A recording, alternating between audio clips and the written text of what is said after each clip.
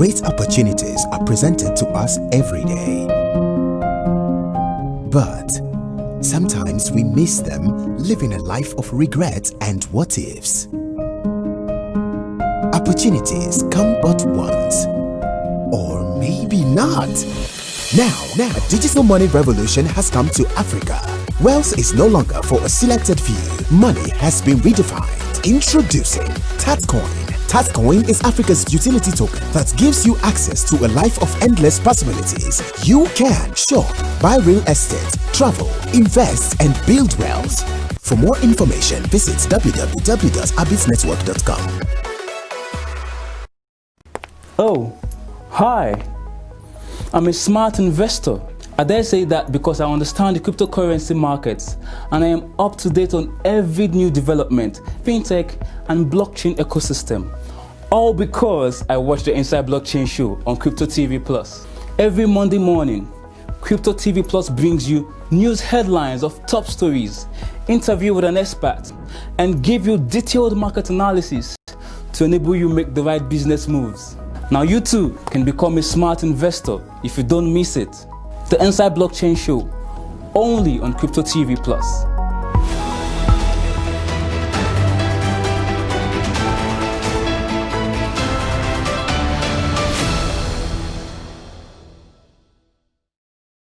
Oh, hi. I'm a smart investor. I dare say that because I understand the cryptocurrency markets and I am up to date on every new development, fintech, and blockchain ecosystem. All because I watch the Inside Blockchain show on Crypto TV Plus.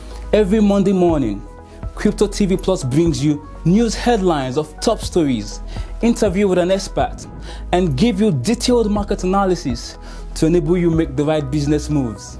Now you too can become a smart investor if you don't miss it. The Inside Blockchain show, only on Crypto TV Plus.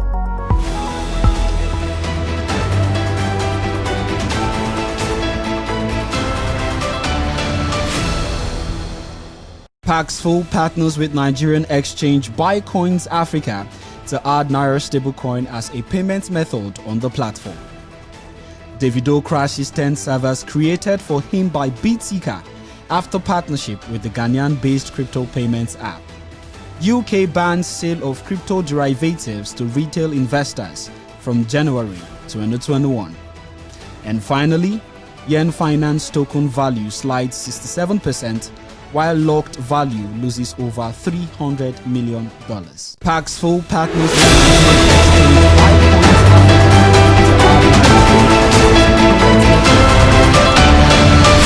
Davido crashes 10 servers created for him by BitSika.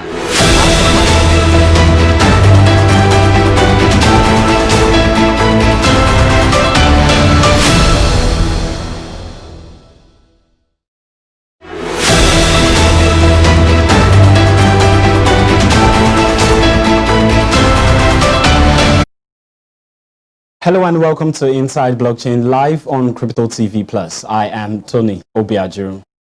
Before I bring you details of our top stories for today, there has been a development in relation to the ongoing protest nationwide. In the wake of the End Sars and End Police Brutality Protest currently ongoing in Nigeria and other countries, a few members who form the Stakeholders in Blockchain Technology Association of Nigeria, CBAN, had held conversation to be part of the protest before the Inspector General of Police, M.A. Adamu, dissolved the Special Anti-Robbery Squad, also known as Sars. Senator Ihenye, who is the General Secretary of CBAN, has called for his fellow stakeholders to come together to support something that socially benefits everyone. He said on the CBAN WhatsApp group, "We need to start preparing for 2023 as we often start too late."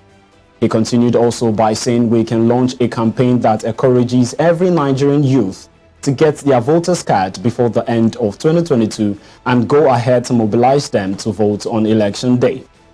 In addition, Senator challenged all stakeholders by raising important questions such as how many brands in this space visit the orphanage to drop gifts? How many of us do outreaches in the streets to support the poor with our crypto bags?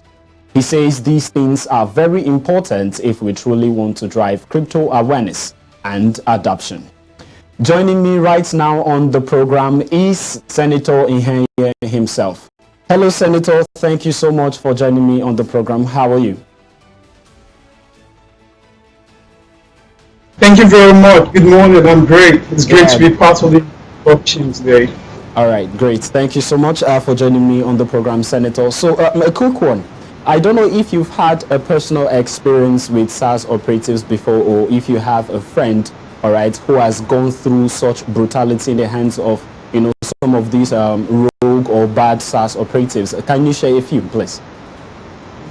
Well, thank you very much. I hope the day will not come that I would have some kind of brutal experience with SARS or any of the police units in Nigeria police. I have not had that experience before in terms of brutality or harassment. Yes, a couple of intimidation sometimes on the road, but it hasn't been that serious. Perhaps because they usually get to know that I'm a lawyer or something, I'm not sure. But okay. In terms of my clients, yes, definitely. I have had to represent a number of my clients, sometimes just pro bono, be there for them whenever they have arrests, intimidation, extortion, sometimes assaults actually. Someone had been beaten so much that it was quite grievous. I've taken up some of those cases. Usually they ended up at the, very few went to court, but usually most of them end up at the police station or at the SARS units, or sometimes the Alagbon station of Balinde.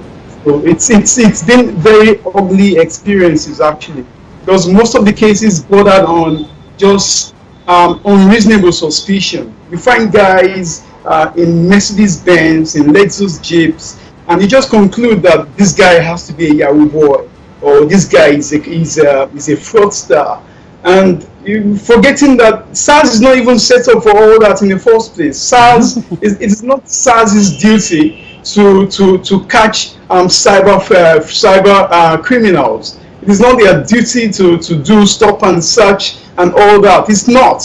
What they were set up for is to face armed robbers, people who carry guns all around, arming people, stealing from people. That's what we're looking at.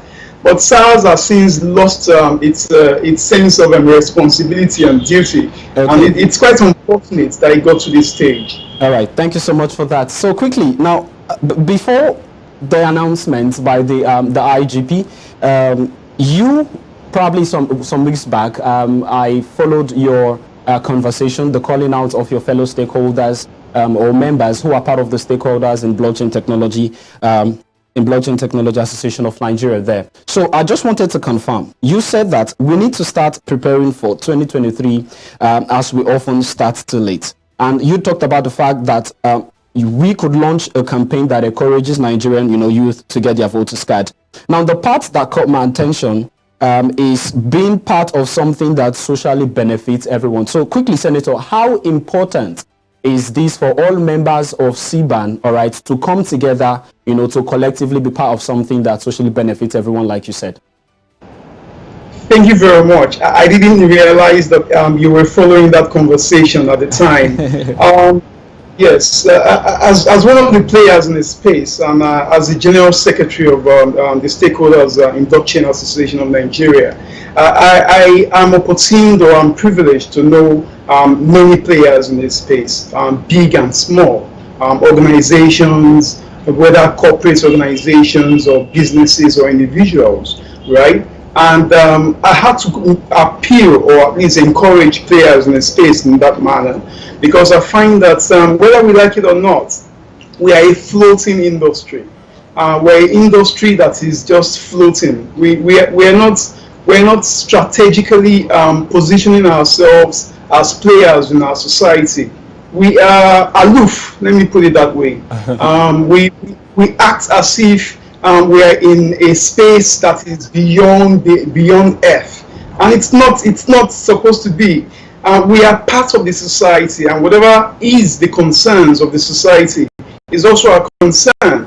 The fact that we're in a decentralized space, the fact that we are running on chains, the fact that the money that we spend is not fiat money, does not make us different, does not make us aliens. And so I encourage every player in the space to pay particular attention to the society and look at social benefits, look at public interest, right?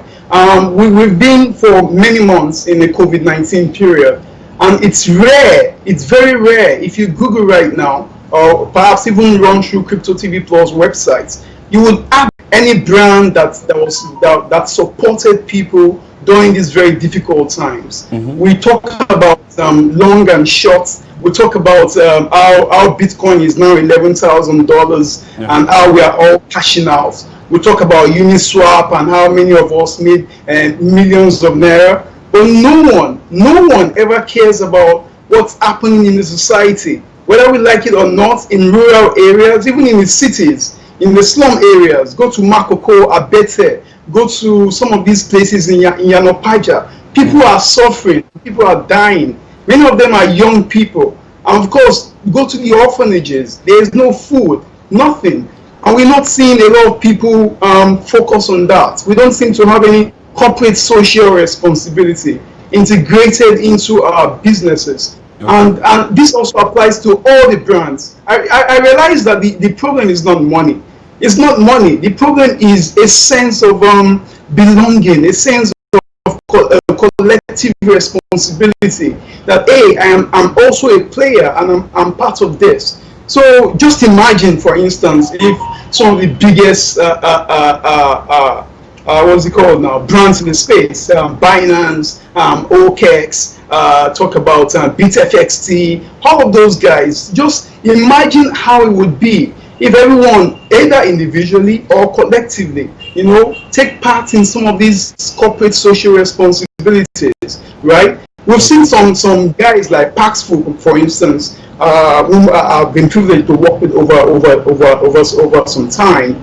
We've seen what they do in places like Kenya, in East Africa. They are building secondary schools, they are building primary schools and all of that. So I don't understand why we can't tap into that as well here. Okay, all right. Thank you so much for that answer. Now, before that particular announcement by the IGP, I understand that some of the members were actually gearing up to be part of the movement, to be part of the protest. I don't know if you will continue as a result of that particular announcement. But my question to you is, are we going to be seeing members of CBAN, these operators within the space, these stakeholders, are we going to be seeing them come together to also join the protest? So he was one of the members that raised that concern, and the caretaker committee looked at that immediately. And what we realized with the success of the protest so far is that it is a decentralized process. Protest. It is a protest that has no face. It is faceless. There is no head, no intermediary, no leader. It is a people-oriented stuff that could be driven by anyone. So at the caretaker level, we feel that it is better we identify with those who are already pushing it, rather than trying to stand out, rather than trying to brand. It's not an opportunity to brand. It's an opportunity to be part of what is a national concern. So for us, we prefer to go with the decentralized structure. Identify those protests going on in your place. As I speak to you, it's happening in Lekki, in Ikeja, in Allen. Yesterday I was here in Akoka. As a matter of fact, I'm supposed to be in Lekki right now. I'm already jailed. You can see I'm on shirts. I'm not going to work today. So that's what it's supposed to be. We are looking at supporting people who want to go out there. We'll broadcast it. We'll work with guys like Crypto TV Plus to ensure there is enough publicity. If anyone is harassed, we can send in lawyers, we can send in water, food, and all of that stuff. That's what we want to do. We don't want to go out there and show that we are the crypto community and start selling anything. Okay, so, thank you. Before I let you go, Senator, I understand that you're probably believing right now. This is just like to cap up everything that you've talked about on the program. So let me just ask you quickly, are we going to be seeing members because after that comment you made in the WhatsApp group, are we going to be seeing members take those statements that you made very serious? And going forward, we begin to see that some of those brands, some of those top brands that you've mentioned, are part of something that socially benefits everyone. Like some of the important questions you raised. You talked about brands in the space who visit orphanage and drop gifts. So do you think that we are going to be seeing this? Because you mentioned that these particular things are these things are important if we actually want to, drive crypto awareness and adoption. Are we going to be seeing these brands come together and do most of the things that you talked about? Yes, certainly.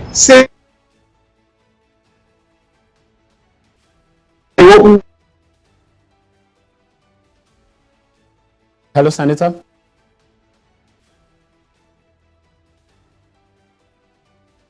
Are you there, Senator? Can you hear me? Okay, we lost Senator right there. I would definitely have wanted him to quickly answer that question before he left the program. But to continue, now our top stories in details. Paxful, Africa's largest P2P crypto marketplace, has partners with BuyCoins Africa, a Nigerian hybrid exchange, to bring the Naira token NGNT onto the Paxful platform. Speaking about the partnership, Timi Ajiboye, the CEO of BuyCoins Africa, said that the collaboration with Paxful was an exciting step for the NGNT community, and it opened up new opportunities and use cases for NGNT and will help increase trading activity within the crypto ecosystem in Nigeria. Davido, one of the largest mega music superstars in Africa, has entered into a partnership with BitSika, a Ghanaian-based crypto payments app. The superstar took to his Twitter and Instagram page to announce the partnership, stating that he has been working on it for a while and encouraged his fans to download and support the payments platform.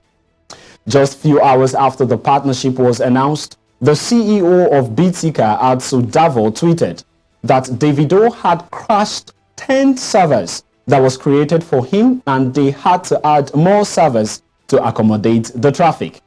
Davido seemed to be very excited about the partnership, calling it his first fintech partnership, as he held a BitSika t-shirt next to the CEO of BitSika, Atsu Davo. Now, those are our stories from the local scene. On the international scene, the UK's Financial Conduct Authority has banned the sale of crypto derivative products to retail investors in order to save the targeted customers 53 million euros, which is approximately $68.9 million in losses each year. The ban comes into effect on 6th of January 2021. In a statement that was released on October 6th, the regulator declared that the sale, marketing and distribution of any derivatives, including contracts for difference, options, futures and exchange-traded notes by any local or foreign company operating in the UK is banned. The authority also said derivatives based on digital assets like Bitcoin or Ethereum are ill-suited for retail consumers due to the harm they pose. The FCA further outlined a series of risks associated with such products. These risks include lack of reliable basis for valuation for the underlying asset, market manipulation, and extreme price volatility. Now, coming up next is Wi-Fi 1 token value sliding 67%, losing over $300 million of its locked value, as we take a look at the crypto market with our analyst. So stay tuned. We will be right back just after this break. Great opportunities are presented to us every day. But sometimes we miss them, living a life of regret and what-ifs. Opportunities come but once, or maybe not. Now, digital money revolution has come to Africa. Wealth is no longer for a selected few. Money has been redefined. Introducing Tatcoin, Taxcoin is Africa's utility token that gives you access to a life of endless possibilities. You can shop, buy real estate, travel, invest, and build wealth. For more information, visit www.abitsnetwork.com. Great opportunities are presented to us everywhere. But sometimes we miss them, living a life of regret and what-ifs. Opportunities come but once, or maybe not. Now, a digital money revolution has come to Africa. Wealth is no longer for a selected few. Money has been redefined. Introducing Taxcoin. Taxcoin is Africa's utility token that gives you access to a life of endless possibilities. You can shop, buy real estate, travel, invest, and build wealth. For more information, visit www.abitsnetwork.com. Great opportunities are presented to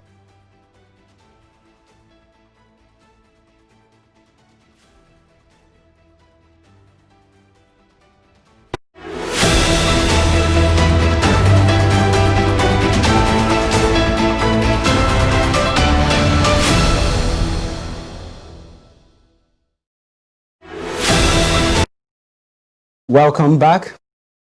Yearn Finance native token Wi-Fi1 has been a hot topic in recent months. This is because the token went from an all-time low of $739 on the 21st of July this year to reaching an all-time high of $43,000 by the 12th of September. During this period, Wi-Fi1 saw a whopping 5,718% gain for anyone who held the coin at the time. However, since these recent all-time highs, both the project's total value locked and the value of the token has dropped. The project's total value lock has slid to $624 million from the initial $967 million in assets locked.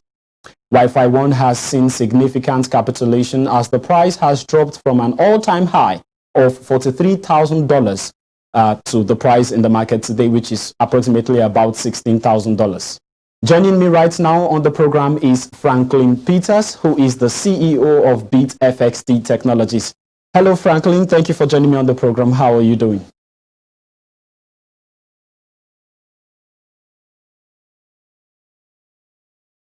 Hello, Franklin. Thank you for joining me on the program. How are you doing?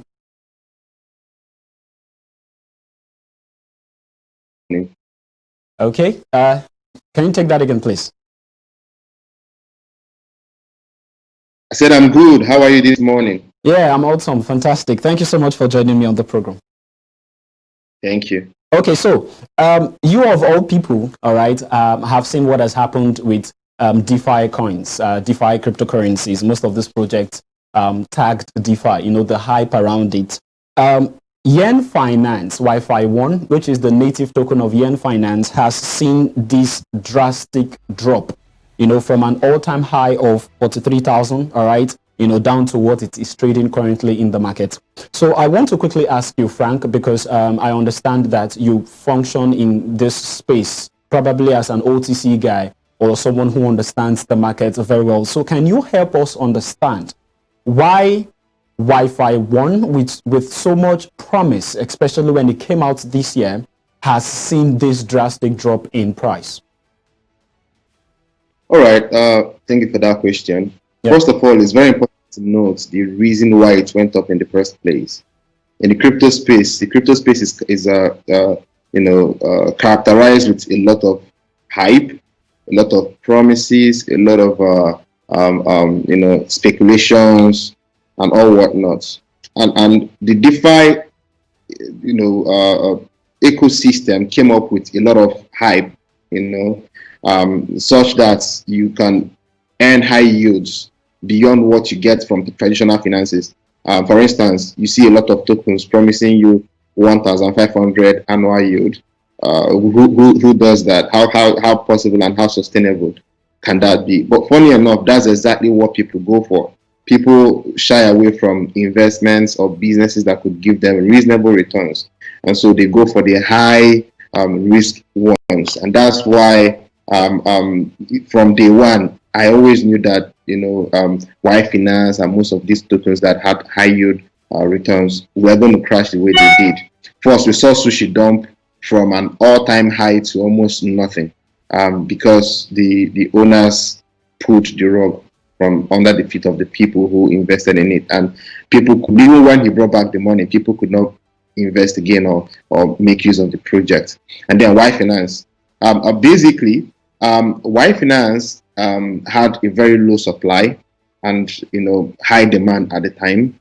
And I think last week a bug was announced. It was announced that there was a bug on their contracts, on their vaults, which allowed a user that deposited a very little amount to withdraw up to $15 million from the locked tokens. Now, the way it's structured, as soon as a locked fund is pulled off from the entire vault, it affects the general price.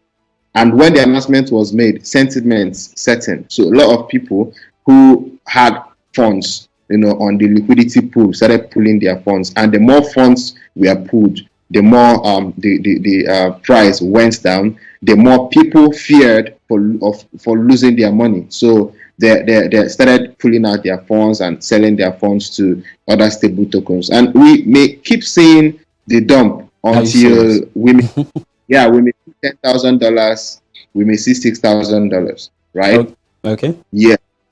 Based on my analysis, we may see 10,000 first. If the current support doesn't hold, we may see 10,000, and then it may plunge down further to 6,000. As soon as it touches 10,000, we're going to see something. It might come down. Okay, so all right. Thank you for that one. Now, before we go into the crypto market to look at how most of these coins are doing, Bitcoin and other every other altcoins, I believe you've been following what Senator Yearn said earlier on the program, and I believe you are part, all right, of the stakeholders or members of the stakeholders in Blockchain Technology Association of Nigeria. So there was a last question I asked him that unfortunately he wasn't able to answer before he ran off.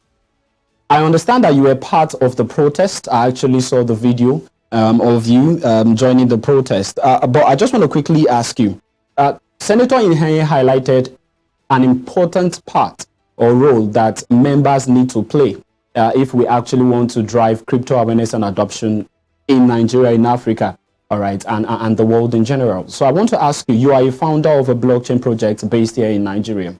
Are you going to be part of something that socially benefits, all right, the public by probably visiting the orphanage to drop a couple of gifts, and every other thing that comes with it? Are we going to be seeing this from you and your peers or your colleagues in the space? Definitely. We've actually been doing that for like 2 years now. Last year, December, my staffs, the ones in Abuja, the ones in Uyo, the ones in Enugu, we had to make some funds available for them to go visit motherless babies' home. So, I mean, what are we in the society if we can make an impact in the society that would make people really understand, get a benefit from us, right? The senator said something about Paxful, or was it you that said something about Paxful building schools in some African countries? Yeah, he did. From the money they have from Africa, and I think that is what we should be we should be working towards doing, right?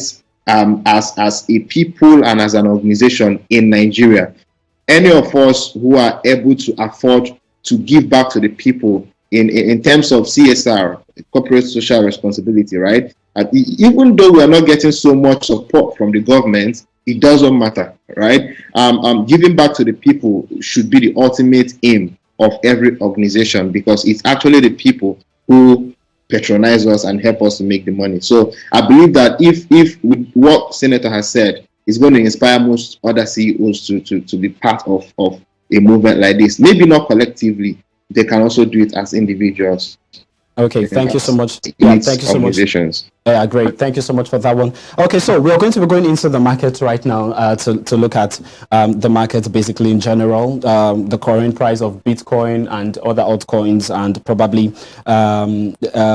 going further into the market, we can now begin to look at why they are actually trading at the price that they are trading at, and if there is any potential of an increase. This is October, we are coming towards the end of a month, towards the end of the year rather, we can see from last year that at times like this, some time ago, I think last month or thereabouts, we saw a total bloodshed across all the coins in the market. It was seriously red, right? So let's look at Bitcoin first, being the mother of all cryptocurrencies, as some people would suggest. What can you tell me about Bitcoin right now in the market, Frank?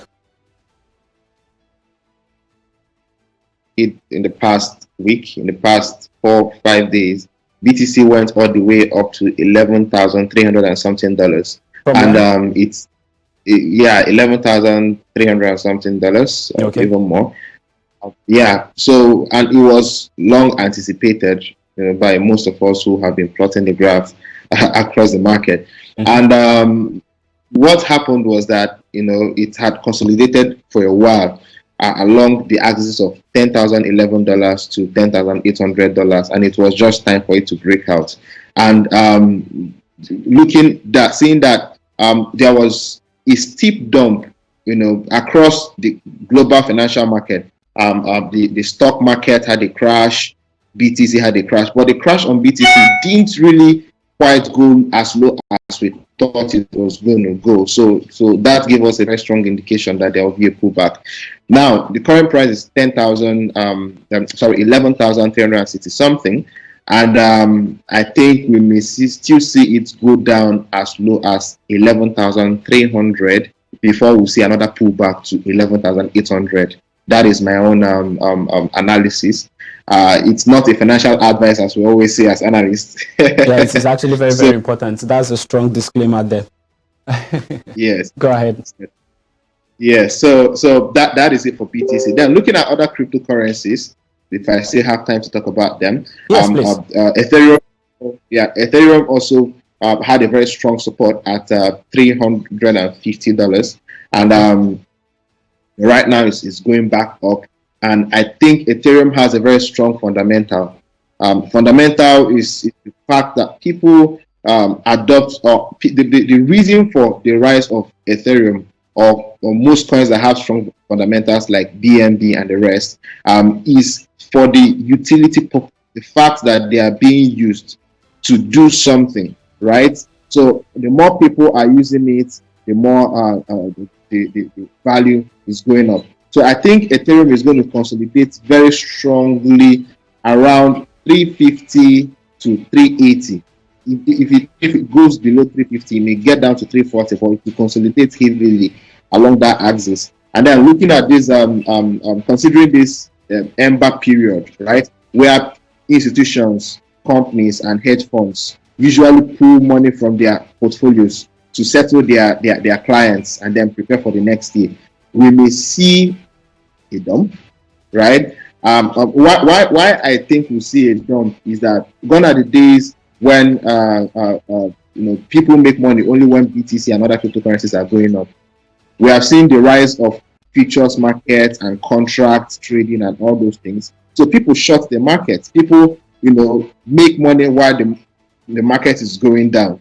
So we may still see the price go down, but nobody should lose hope. If you are a futures trader, or maybe you should start learning how to trade futures, right? So that in such scenarios, instead of losing, if you are a holder, you simply short the market and see what happens. But if you're not strong enough with learning how futures trading work, simply convert your money to USDT, stable coins, in such periods. Okay, thank you so much for that. So, Frank, before I let you go, I just want to get your general take on this, because we have a whole lot of newbies who are coming into the space, particularly focused on just trading. Probably they haven't given time to understanding, the other use cases of the blockchain technology, as the case may be. Now, for somebody who is new into the market, let me take myself for an example. So I have about $500 to $1,000 that I'm ready to probably invest in crypto, and I'm coming into the market. So tell me quickly, what are the first things, right, that I should know or have in mind, all right, so that my fingers don't get burnt and I don't lose all my capital or probably funds? All right. Education, like we always say, very important. Education. If you don't understand a particular trade, don't do it. This is a very famous advice given by the Oracle of Omaha, Warren Buffett. He does not invest on what he doesn't understand, and that's the reason why he first of all discredited blockchain and cryptocurrency and whatever it represents. Why? He doesn't understand it. He's not in his generation, like he's from the old schools, and no matter how much gain or profit you are making from it, he sees it as nothing. So it's something that everybody should pay attention to. As a newbie, invest in education. If you have $500, like you said, if you have $1,000, like you said, it's better you use $200 out of it, pay someone or an institution that can teach you everything you need to know, get a mentor for yourself before investing the rest. Reason, it's better for you to, I wouldn't call it lose, I would call it invest the $200 and make it back in profit, knowing what you're doing, than risking your entire capital at the verge of losing everything because you don't know what you're doing. Okay, so pay attention to education. Don't follow the hype. Don't follow general opinion. Oh, it's happening in DeFi. Rush to DeFi. Recently, we launched our own DeFi product. Okay. The first thing we, for more than like 1 week or so, was educate people on what DeFi is all about. And if I'm permitted, I have an event coming up on this Friday, this Saturday, on 15th of this month. I'll be educating. We'll be talking. Let's talk DeFi. That's the topic. Let's talk DeFi. The idea is to get people acquainted with what DeFi is all about, the good, the bad, and the ugly, right? So you don't just because it is DeFi, you rush in and use everything. You eventually lose interest in the entire market. That's the funny thing. People who lose their money to cryptocurrencies, first they go and mourn for months. And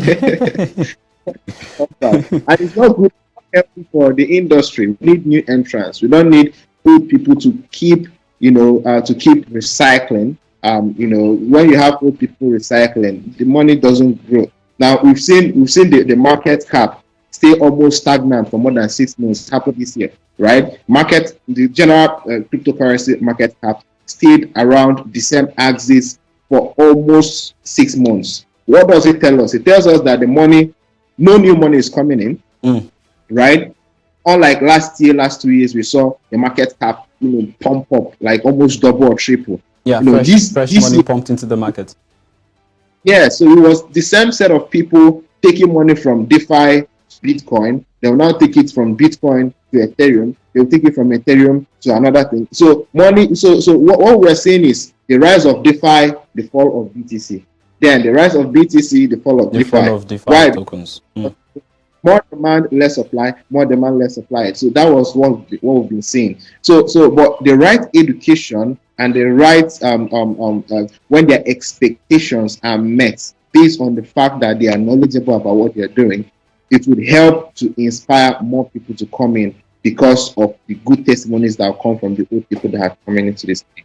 Okay, fantastic. It's been an interesting conversation with you, Frank. Thank you so much for taking out time to join me on the program. So before I let you go right now, you've seen the DeFi hype. There are so many coins, promising coins, Wi-Fi 1 inclusive as well, with the massive all-time highs that, or the run that it did, from that figure, about around $739 to about $43,000. Now, there are a whole lot of DeFi coins or DeFi tokens, all right, which came out with a whole lot of promise. The likes of Chainlinks, DAI, and so on and so forth. I just want to get your general opinion on the DeFi tokens in general. What do you think about these tokens? Things based on fundamentals. The DeFi. The first hype or the bubble we saw on DeFi was because of hype. Oh, DeFi this, DeFi that, this token did 10,000 profits, this, People made money. Yes, but then people still lost money. So at this point, the bubble had busted. Okay, I used hard because it busted when we saw a very steep dump.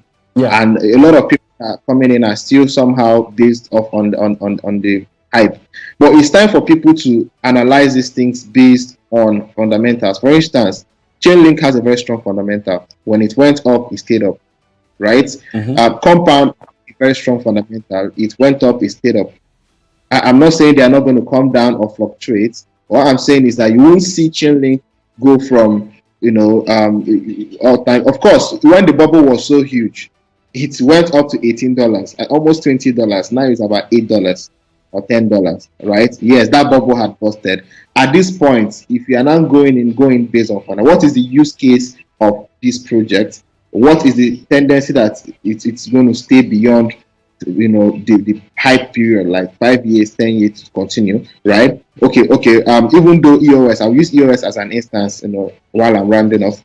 Even though EOS is not a DeFi project per se, but you see industries like Google, okay, adopting EOS as, they are becoming block producers on the EOS blockchain. Why? Because of fundamentals.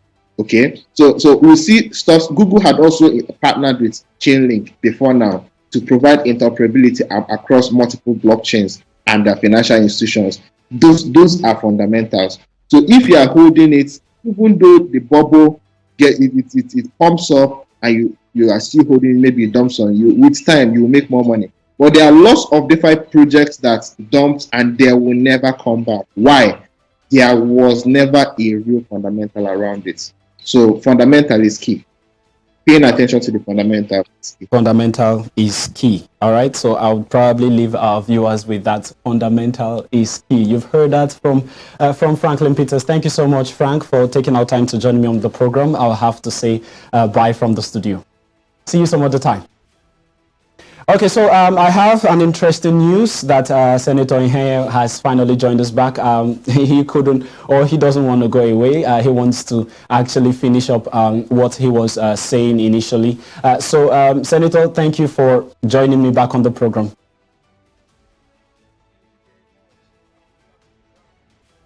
Apologies for that. I guess the network is also protesting NSAS. The network is protesting NSAS. Yeah, I believe so. It's not very well in the country right now. Everything needs to protest, including everything our needs parents. to come together to protest. Yeah, there's a whole lot we actually need to protest for. Okay, so Senator, there was a quick question that I asked you there before I lost you.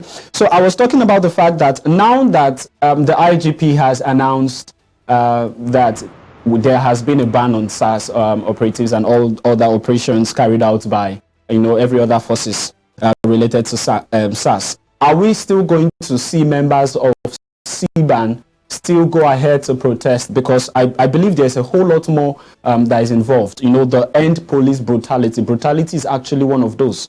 So are we going to see members come together to protest? I believe that you're already on your way this morning to join a protest yourself. Yes, absolutely. We're still going to encourage our members and every Nigerian youth to get out there. That's because the demands of NSAS is very clear. When we started the NSAS thing all together as Nigerians, it wasn't for the purpose of achieving the normal disbandment. This is not the first time that the SARS unit has been disbanded by the Nigerian police. As a matter of fact, this particular IGP has disbanded SARS twice now. This is the second time. And so it means that it is not all about rhetorics. It is easy to disband by just coming to Twitter or doing a press conference and saying henceforth SARS has been disbanded. But what is the structure that is replacing SARS? What are the reforms that we are going to be seeing in terms of the system of policing in Nigeria? Those things have not been disbanded. As a matter of fact, what the IGP said yesterday, or what the Nigerian police said, is that they will redeploy these vultures. They will deploy these rapists and killers and extortionists, all right, who are part of the SARS units. They will deploy all these bad eggs into other existing units. And I find that very funny and strange. You cannot basically just redeploy. It doesn't work that way. What you need to do is to fix the system and fix the issue. And if you ask me, the main issue here is the structure. We need to fix the structures. We're not fixing the structures. We're going on with the NSAS protest because, one, we want all the killers, all the extortionists to be brought to book. They must all be brought to book. That's one. You must prosecute them. In the past, what we had is investigations done by the police. We don't want that. You cannot be a port investigating cattle. It's not done. It's corruption. You cannot investigate yourself. Investigation must be done by independent investigating team. All right, that's one. Secondly, we must have a restructured and reformed police system. Our policing system is bad. We need to bring in some kind of community policing as well. We need to ensure that the National Human Rights Commission is brought into this, because human rights violations have been all over the place, all over the country. As I speak to you, there are corpses in Ogbomoso. In Ekoma, there have been shootouts everywhere. You cannot disband SARS and still continue with the SARS harassment, intimidation, killing, murder. It can't happen. Right now, I'm ready. You can see I'm not on my normal suit and tie. I am going now to join the protest so that we can be part of this. This is a collective fight. You know, this is a fight for the future of our country. This is not a political thing. This is not about removing Buhari. No, this is about the system. We need to fix our system. Thank you. Yeah, thank you so much, Senator, right there. I could actually feel the passion over in you talk. And I can hear the cry of a baby as well. I guess the baby also wants to join the protest. If you don't mind, you can actually go with the child to protest. There's a boss waiting for me downstairs. The baby wants to move. Okay, so before I let you go, Senator, Davido, as at yesterday, tweeted, right, that he's going to be having a personal, should I use the word personal, but okay, I think that is a bit harsh. So he's going to be having a meeting with the IGP. Now, at the beginning of this protest, it was a collective effort. We saw so many youths come on the streets of Lagos and other countries, all right, coming together, some people even sleeping on the road overnight, all right, just to, giving their voice to end SARS and end police brutality, all right. Now, he later went on to tweet that if that meeting is going to be private, that he's going to board the first flight from Abuja to Lagos. Now, I want to ask you this. If there should be a meeting, right, between the IGP, because until this very moment, we've not still heard any public utterance from the president, right, of the country. So if there is going to be a meeting between the IGP, all right, and anybody, wouldn't this meeting, or isn't this meeting supposed to be between him, the presidency, and everybody involved with this movement, rather than an individual or probably a supposed leader? Because as it stands, it is decentralized, there is no leader. What do you have to say to this?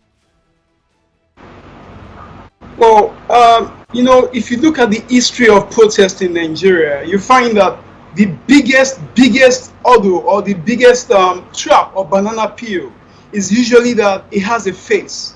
Talk about Sowore of the revolution now. Talk about Occupy Nigeria. Talk about subsidy removal protests. These were protests that were led by people, particular individuals, sometimes celebrities. But this is a different one. This is not about getting one or two persons to represent us at Aso Rock or sit at the table with the IGP. It's not. It's definitely not. We've had that system in the past and it never worked. We don't want a system that will compromise what we want. What we want is right now. This is about the future of this country. Every Nigerian youth out there has come together, regardless of tribe, regardless of religion, regardless of political affiliation. Everyone is coming together as Nigerian youth to take our future back, to take our country back. And where we want to start from is by sitting on the table ourselves. If till now, after days of protest, the president of the Federal Republic of Nigeria, Buhari himself, has not deemed it fit to even address Nigerians. I think that's a lot of guts, because it means that you don't even understand the power of the Nigerian youth. It means that the Nigerian youth is not even part of your calculation in the system of things. We want the the Nigerian president to address us, and to address us in a national broadcast. We don't want a Twitter broadcast. We know all those who control those Twitter broadcasts. They are people who are just earning salaries. We want the Nigerian president to address the youth directly, to address this issue. We have a security issue. We have issues of development. There are no jobs, no lights, nothing.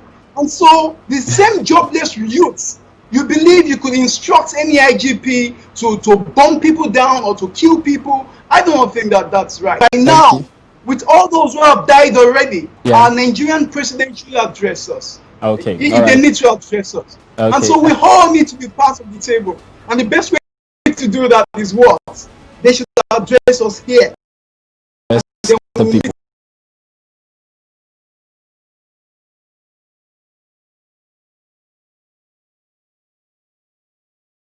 Let you go at this point because of time. Thank you. It's been an interesting conversation and interview with my guest on the program, and that will be all on today's program. You can get more market updates and all the happenings captured within the world of blockchain and cryptocurrency on our website, cryptotvplus.com. Follow us on social media at cryptotvplus to get daily info on our programs. Thank you for staying with us.